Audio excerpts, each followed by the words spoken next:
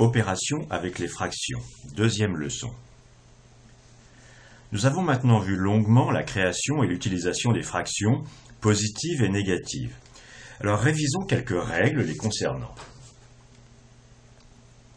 Considérons n et m deux entiers positifs.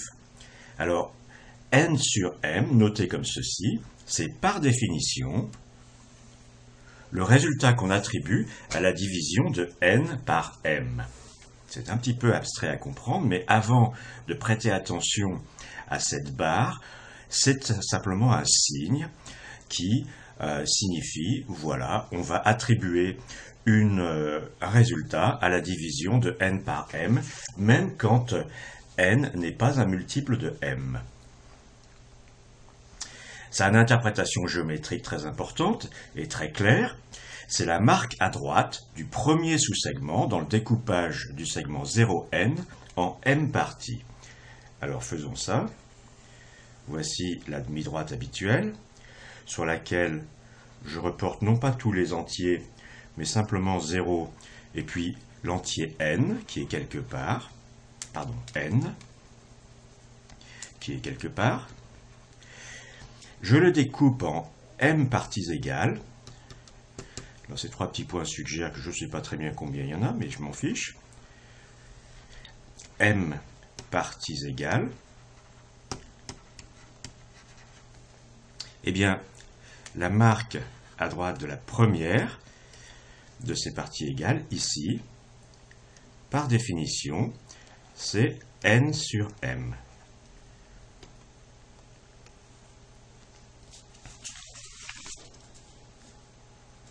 Alors maintenant, rentrons dans les règles formelles, soit n, m, p et q, quatre entiers positifs.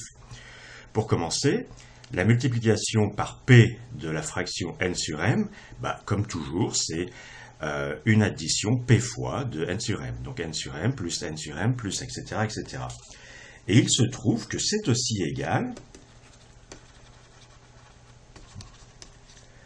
à n fois p sur m. Ça a l'air de rien, mais c'est un résultat, ça. Parce que n fois p sur m, ça a une définition. On part de 0 jusqu'au point n fois p. Et puis on divise ce grand segment en m parties. On tombe sur un nombre. Et bien ce nombre, c'est aussi égal à p fois l'autre nombre n sur m.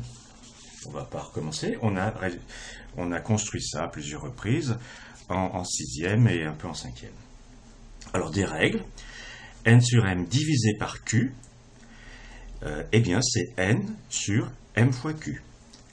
Et donc on a q fois ceci, c'est n sur mq égale nq sur mq, et c'est aussi égal à n sur m. Ça, c'est la règle de la simplification en haut et en bas, quand on peut diviser en haut et en bas par le même nombre. Si on a une fraction avec un numérateur et un dénominateur qui sont tous les deux divisibles par un même nombre, on peut le simplifier en haut et en bas. La fraction reste la même. N sur m multiplié par p, c'est aussi égal à n multiplié par p sur m. Et donc, c'est la proportion n sur m de p. Multiplié par une fraction, eh bien, c'est prendre la proportion de la longueur correspondante. J'ai une certaine longueur, 0p. Si je la multiplie par une fraction, mettons une fraction plus petite que 1 pour fixer les idées, je la multiplie par n sur m, eh bien si n sur m c'est une certaine fraction, ici ça va être n sur m fois p.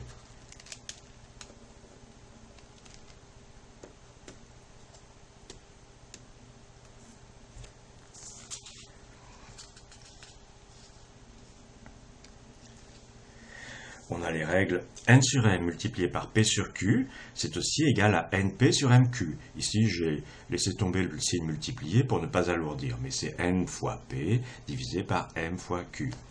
De la même manière, n sur m divisé par la fraction p sur q, Eh bien, c'est tout simplement n sur m multiplié par l'inverse, c'est-à-dire la fraction q sur p.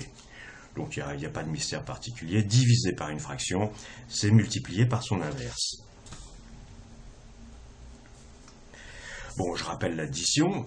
J'ai beaucoup insisté sur la multiplication des fractions parce que finalement, c'est un peu plus compliqué et plus fondamental que l'addition des fractions. L'addition des fractions, c'est très simple.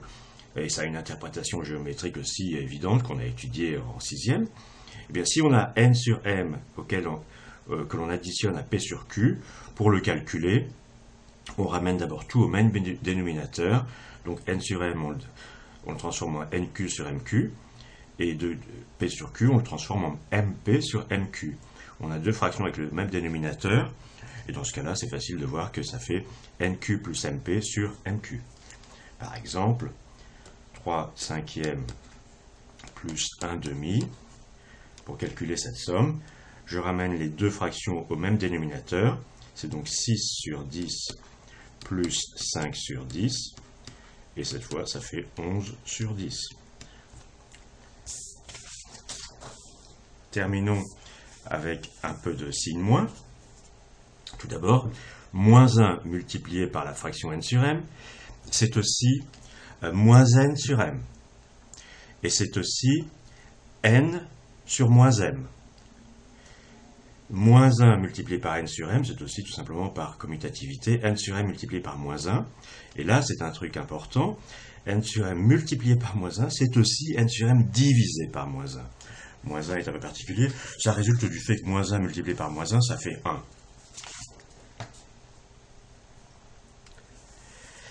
Et moins n sur m est simplement noté moins n sur m, car ça ne crée pas d'ambiguïté. Et voyons une dernière multiplication. Moins 7 quarts multiplié par 2 tiers, c'est égal à moins 7 sixièmes.